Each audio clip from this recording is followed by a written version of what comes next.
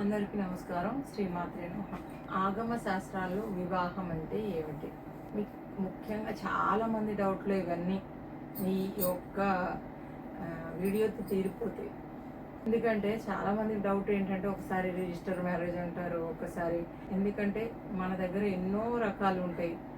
పాపట్లో సింధూరం పెట్టుకోవడం, లేదా గాజులు వేసుకుంటే బెంగాలీ వాళ్ళు తెలుసు కదా మీకు, హిందీ వాళ్ళు వాళ్ళంతా గాజులు వేసుకొని కుంకుమ పెట్టుకుంటే వివాహం అయినట్టే.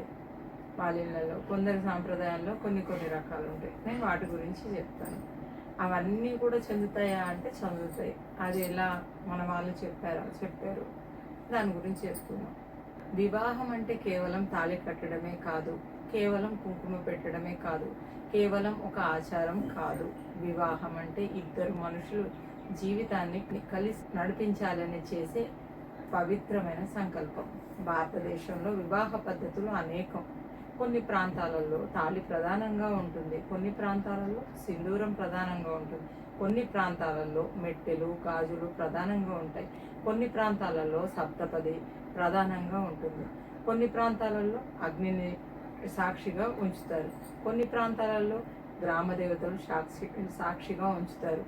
ఆదివాసీ సాంప్రదాయాలలో ప్రకృతిని, చెట్లను, భూమిని సాక్షిగా ఉంచి వివాహం చేసుకుంటారు.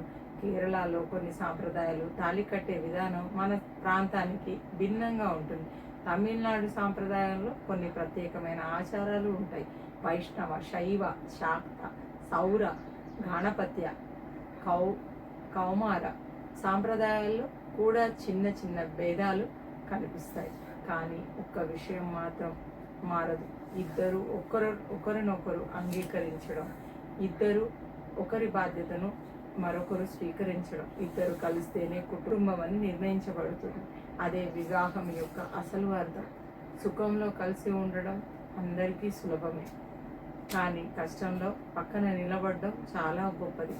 కొన్నిసార్లు అపార్థాలు వస్తాయి, కొన్నిసార్లు కోపాలు వస్తాయి, కొన్నిసార్లు కోరికలు, ఆశలు, అభిప్రాయాలు అన్ని భేదాలు కూడా కనపడతాయి. అప్పుడు విడిచిపెట్టడం సులభం. ఎందుకంటే చాలామందిని చూస్తుంటామండి, అన్నీ బాగా జరిగి ఇద్దరు ఆరోగ్యాలు బాగుండి మంచి సంపద ఉంటే గొడవ లేని పని. ఎప్పుడైతే సంపద తగ్గిపోయిందో, ఎవరికన్నా ఒకరికి ఆరోగ్యం బాగలేదో వదిలిపెట్టేసి వెళ్ళిపోతారు. ఎందుకంటే నెక్స్ట్ ఆలోచించేస్తారు వాళ్ళు. వీడు మామూలుగా ఆరోగ్యం బాగుండదు, వాళ్ళు మరి పరమపదించడు, ఇంకా ఏ వీతంతో మనకు సంబంధం లేదని. అదేవిధంగా అమ్మాయి పట్ల కూడా చాలా చేస్తారు. అట్లా కాదనమాట. ఆ బంధాన్ని అక్కడి వరకు అయితే ఎలా చేయాలో అలా చేసుకుంటే చాలా బాగుంటుంది. అర్థం చేసుకోవడానికి ప్రయత్నించడం గొప్పది. వివాహం అంటే అధికారం కాదు, ఆప్యాయత. వివాహం అంటే గెలవడం కాదు, కలిసి నడవడం.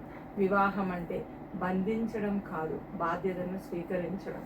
తాళి, కుంకుమ, సింధూరం, అదేవిధంగా మెట్టెలు, సప్తపది, ప్రకృతి సాక్షి, అగ్ని సాక్షి ఇవన్నీ రూపాలు మాత్రమే. అసలు వివాహం మనసులో ఉండాలి. తాళిబంధాన్ని గుర్తు చేస్తే దాని యొక్క విలువ తెలుస్తుంది. శ్రీమాత్రే.